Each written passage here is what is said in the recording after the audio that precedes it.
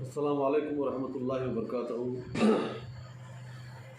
جو کل رمضان کے تعلق سے، رمضان کی فضیلت کے تعلق سے میں نے بات بتائی تھی، اس میں ہم نے یہ دیکھا تھا کہ قرآن کی وجہ سے رمضان کی اہمیت ہے، فضیلت جو ہے شب قدر کی ہو یا رمضان کی ہو، قرآن کی وجہ سے، کیونکہ اس مہینے میں قرآن نازل ہو۔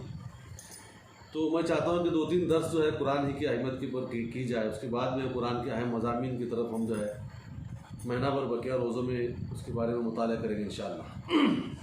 تو یہ سورۃ الانعام کی آیت نمبر 155، 56، 57 آخری رکوع کی، اس کے اندر بھی اللہ تعالیٰ نے قرآن کے تعلق سے بیان فرمایا۔ کل میں بتایا تھا کہ قرآن جو ہے کس طرح سے ہدایت ہے، ہدی للناس ہے، اور وہ بینہ ہے، کس طرح سے ہے، وہ فرقان بھی کس طرح سے وہ بتایا تھا۔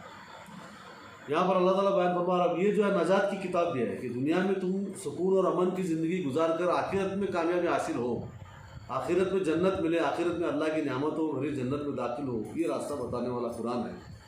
وہ مضمون کے اوپر آج جو ہے یہ آیتیں اس پر جو ہم دیکھیں گے سورہ انعام کی، اس میں اللہ تعالیٰ بیان فرما رہا ہے، اعوذ باللہ من الشیطان الرجیم، بسم اللہ الرحمن الرحیم، وَهَذَا كِتَابٌ أَنزَلْنَاهُ مُبَارَكٌ فَاتَّبِعُوهُ وَاتَّقُوا لَعَلَّكُمْ تُرْحَمُونَ أَن تَقُولُوا إِنَّمَا أُنزِلَ الْكِتَابُ عَلَى طَائِفَتَيْنِ مِنْ قَبْلِنَا وَإِنْ كُنَّا عَنْ دَرَاسَتِهِمْ لَغَافِلِينَ أَوْ تَقُولُوا لَوْ أَنَّا أُنزِلَ عَلَيْنَا الْكِتَابُ لَكُنَّا أَهْدَىٰ مِنْهُمْ فَقَدْ جَاءَتْكُمْ بَيِّنَةٌ مِّن رَّبِّكُمْ هُدًى وَرَحْمَةٌ فَمَنْ أَظْلَمُ مِمَّنْ كَذَّبَ بِآيَاتِ اللَّهِ وَصَدَفَ عَنْهَا سنزل الذين يصدفون عن آياتنا سوء العذاب بما كانوا يصدفون رب اشرح لي صدري ويسر لي امري واحلل عقدة من لساني يفقهوا قولي۔ اس میں اللہ تعالیٰ بیان فرما رہا ہے کہ اور ہم نے یہ کتاب اتاری ہے، برکت والی ہے کتاب قرآن، بس تم اس کی پیروی کرو۔ یہ بات جو ہے یہاں پر قرآن میں بتا، اس کی اگلی صورت میں بھی کئی مرتبہ قرآن میں بیان فرمایا، یہ کتاب جو ہے برکت والی ہے، لیکن اس کو صرف جزدان میں سجا کر رکھنے سے اس کی برکتیں نہیں نازل ہونے والی، اس کی برکتیں پریکٹیکلی نازل ہونے والے، جس طرح سے میں نے کل بتایا، جو معاملات ہونا چاہیے، آپس کے معاملات کس طرح ہو، انسان میں دنیا میں انسان کس طرح زندگی گزارے، وہ قرآن کے مطابق گزارے گا، اس کی پیروی کرے گا تو اسے امن نصیب ہوگا، چین نصیب ہوگا، کامیابی نصیب ہوگی۔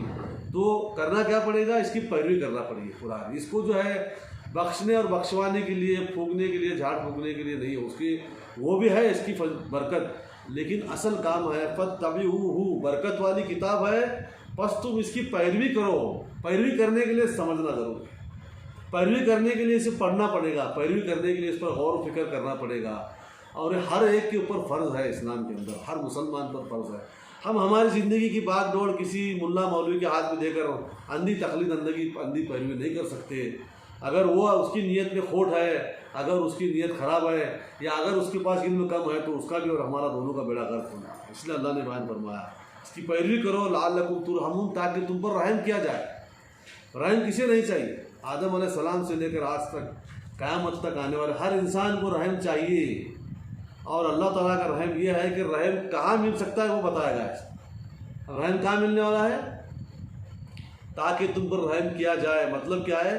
اس کتاب کی پیروی کرنے پر تم پر رحم کیا جانے والا ہے۔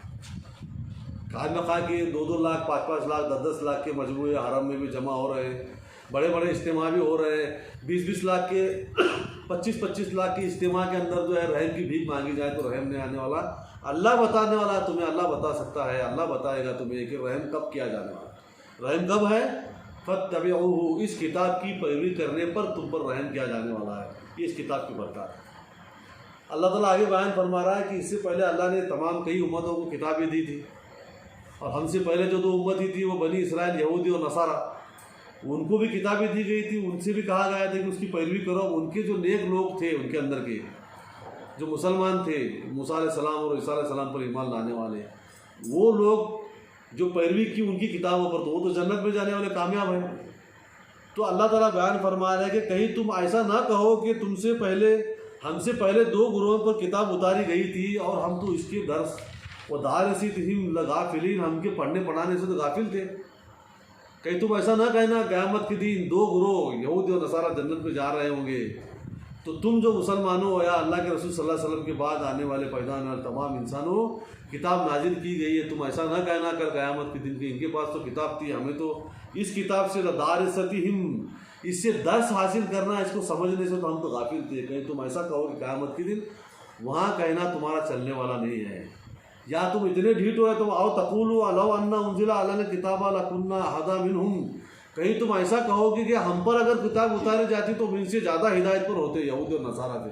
اتنے ڈھیٹ ہو کہ آتے آتے مسلمانوں کے اندر یا قیامت کے قریب ایسے لوگ پیدا ہوں گے جن کو یہ بھی پتہ نہیں ہوگا کہ ہمارے لیے کوئی کتاب ہو.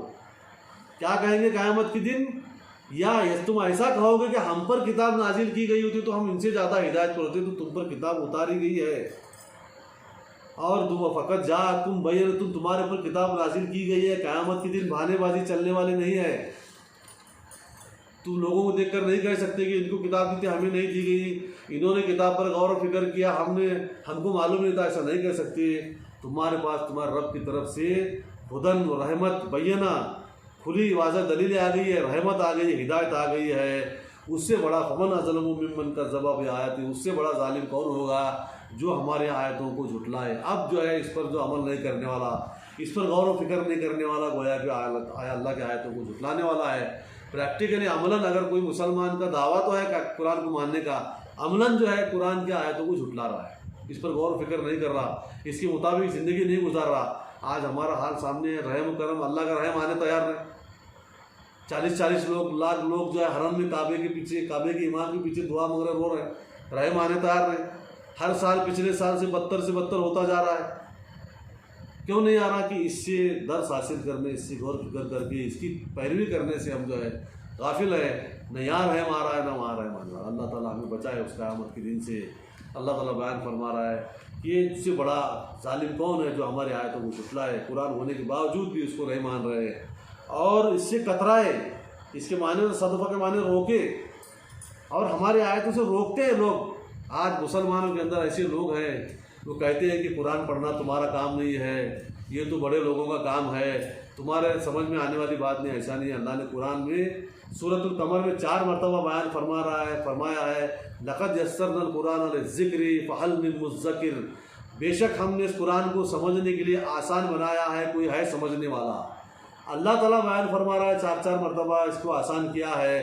اب کوئی اس کو کہتا ہے دشوار ہے تو اس میں آتے ہو من اظلمہ، اس سے بڑا ظالم کون ہے جو ہمارے آیتوں کو سے جھٹلاتا ہے اور ہمارے آیتوں سے لوگوں کو روکتا ہے.